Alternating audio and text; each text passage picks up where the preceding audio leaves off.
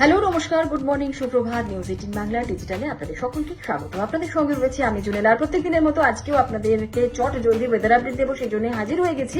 আপনাদের প্রথমে জানিয়ে রাখি, আজকে কিন্তু ঘনীভূত হবে ঘূর্ণাবর্ত। সামনের সপ্তাহের শুরুতেই নিম্নচাপের আশঙ্কা রয়েছে। সোমবার নিম্নচাপ তৈরি হওয়ার প্রবল একটা সম্ভাবনা রয়েছে। আর মৌসুমী অক্ষরেখা সক্রিয় রয়েছে বাংলায়। দীঘার ওপর দিয়ে বিস্তৃত বঙ্গোপসাগর পর্যন্ত রবিবার এবং সোমবার নিম্নচাপের প্রভাবে দক্ষিণবঙ্গের বেশ কিছু জেলায় বজ্রবিদ্যুৎ সহ বৃষ্টির একটা আশঙ্কা রয়েছে।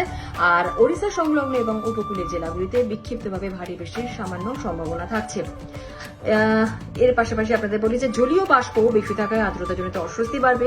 দার্জিলিং থেকে সিকিমের পার্বত্য এলাকায় গরম এবং অস্বস্তি দুটোই বাড়বে আগামী 48 থেকে 72 ঘন্টার মধ্যে। এখনো পর্যন্ত মৎস্যজীবীদের জন্য কোনো সতর্কবার্তা নেই। কলকাতার আপডেট অবশ্যই জানাবো। কলকাতায় কিন্তু আকাশ আজকে সারাদিন পরিষ্কার আকাশ থাকছে।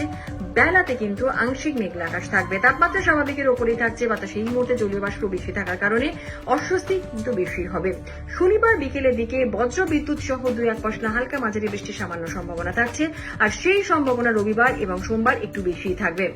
এবার আপনাদের জানাই যে কলকাতায় আজকে সর্বনিম্ন তাপমাত্রা কত রয়েছে।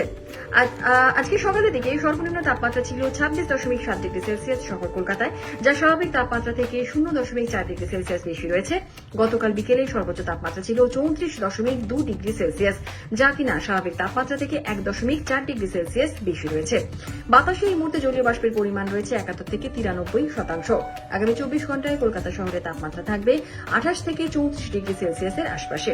মোটের ওপর হাওয়া অফিসের এই আপডেট সেটাই আপনাদের জানালাম। আপাতত এখানেই শেষ করছি। সকলে ভালো থাকুন, সুস্থ থাকুন, সাবধানে থাকুন এবং অবশ্যই আপনাদের আজকের দিনটা শুভ হোক।